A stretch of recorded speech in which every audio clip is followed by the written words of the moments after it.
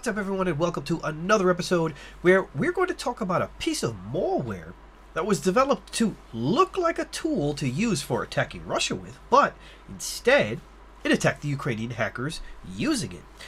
In this episode here, we are going to talk specifically about hackers developing a tool that looks like it is a distributed denial of service attack hacker tool to fight against Russia, but in fact it's a trap to catch pro-Ukrainian hackers. Now, I hope you'll watch the full episode, but if not, you can now skip directly to my insights at the end of the episode, right from the timeline below. For the rest of you, let's go through the story together and see what we can learn to protect ourselves and others. Oh, drat these computers. They're so naughty and so complex. I could pinch them. The malware we're talking about, dressed in sheep's clothing, is just one more wrinkle in the cyber threat landscape.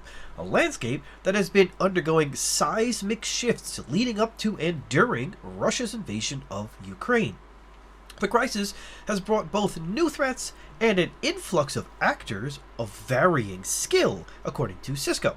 For example, the cyber war zone has entailed the Conti ransomware gang's secrets getting spilled by a Ukrainian security researcher, a pro-Ukrainian member, furious phishing campaigns launched against Ukraine and those aiding Ukrainian refugees, the novel Foxblade Trojan, distributed denial of service attacks against Ukraine's military and its economy, as well as campaigns using multiple destructive wipers, hackers affiliating themselves with the anonymous collective hijacking Russian cameras, and on and on and on. Many of these changes have been brought about by the rise in attacks being outsourced to sympathetic people on the internet, which brings about its own unique challenges and threats, Cisco outlined. The threat advisory referenced a tweet exhorting people to join an IT army to fight on the cyber front. Congratulations, you're doing a great job by wanting to learn about the malware posing as a Russian DDoS tool. I appreciate your support by watching my episode about it. If you are new to my channel and have not already, please consider subscribing to my channel and smashing the bell to be notified when I upload new episodes where I give you insights into the newest, important cybersecurity news stories like this one. With my insights, you can be better prepared to protect your company, your family, and of course yourself against these and other cyber attacks. So hit the subscribe button now and let's continue to learn about this story together. Soldiers on the front lines get shot at, of course, and soldiers on the cyber front lines run the risk of getting arrested. After all, no matter how noble the hacking cause, it's still potentially illegal, Cisco pointed out. The malware in the Telegram message brands itself as a disbalancer.zip file. There is, in fact, a group called Disbalancer that distributes a legitimate DDoS attack tool called, ironically enough, Liberator, a tool for waging cyber war against Russian propaganda websites. A quick look at Disbalancer's website shows that the actor uses similar language to the malicious message on the Telegram and promises to target Russian sites with the stated goal of helping to liberate Ukraine, according to Cisco's write-up. The security company offered a screenshot of the brandjacking Disbalancer Liberator website. As Cisco pointed out, there's a typo in the group's name, which is rendered as disBalancher. The legitimate disBalancer tool, which is called disbalancer.exe, is sincerely meant to DDoS Russia. The infostealer campaign, on the other hand, is based on a dropper disguised as that disBalancer tool. It's protected with ACE Protect and Node Packer for Windows executables. If a researcher tries to debug the malware execution, it'll be confronted with a general error. The malware, after performing the anti-debug checks, will launch regservices.exe, which is included along with the .NET framework, according to the write-up. In this case, the regservices.exe is not used as a living-off-the-land binary. It is injected with the malicious code, which consists of the Phoenix information stealer.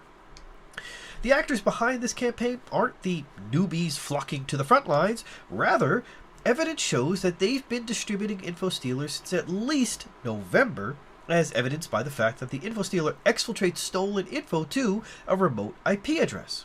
Upon further research, it was noted that the IP and port pair has been distributing infostealers since at least November 2021, researchers said.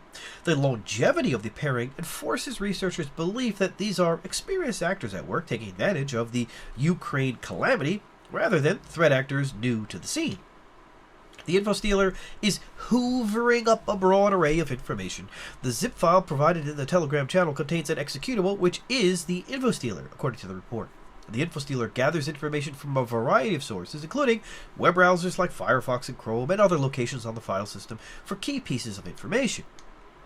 The infostealer masquerading as a DDoS tool to attack Russian targets is just one example of the many ways cybercriminals are milking the invasion for social engineering sustenance, exploiting sympathizers on both sides. Such activity could take the form of themed email lures on news topics or donation solicitations, malicious links purporting to host relief funds or refugee support sites, malware masquerading as security defensive or offensive tools, and more. So, what can we learn?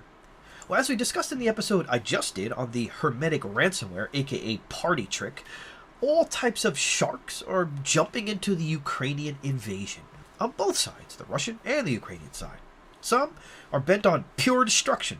Some are defending the Ukraine, some are defending Russia, and others are looking to profit from all the chaos.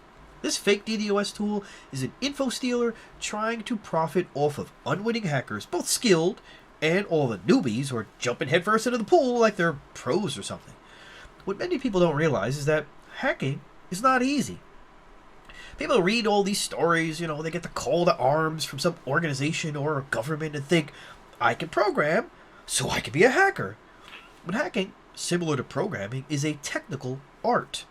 And you have to practice that art. If you just jump in there thinking you could hang with the big boys, you are nuts. You really have to look at hacking as if everyone is out to get you. Think about it. You have a dark void between you and the person on the other side of the screen. Who could they be? 1. They could be an experienced hacker that shares your ideology and wants to help you or be in your hacker gang. 2, they could be a newbie hacker that shares your ideology and wants to be in your hacker gang. 3, they could be an experienced hacker that wants to crush you into the ground. 4, they could be a newbie hacker that wants to try and crush you into the ground. And then 5, who knows, maybe they're an FBI or KGB agent. Now that's probably not the full list, but it's enough to show that there is only a 1 in 5 chance that a prospective contact or hacker buddy can be somewhat safe for you.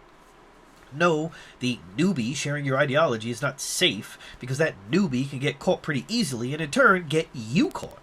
So with an 80% chance that the person on the other side of the screen can get you in trouble, a really good hacker stays more like a loner. Or at least they put many layers of anonymity between themselves and anyone they interact with. A newbie just doesn't have the experience or the skills to do that. They probably jump behind a VPN and think, they're anonymous, untraceable geniuses. And this is in large part what these profiteering hackers are trying to capitalize on. They're mingling in the crowd as if they're sharing your ideology and goals. Hey there, little buddy, he says in his Gilligan's Island skipper best voice. Here's a great hacker DDoS tool to get the Ruskies. And wham!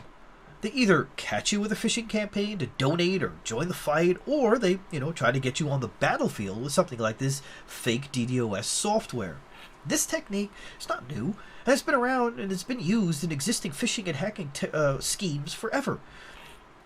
It would be great if this invasion did not happen, or if Russia decided this was a mistake and they pulled out, and I know many of you want to help, but I hope, through education and maybe through this episode, that you'll take a cautious route to protect yourself and your family and your company and everybody else. With that, I say thanks again for watching. Don't forget to share and subscribe if you haven't already, and smash the bell if you haven't already, and I'll see you on the next episode. Take care.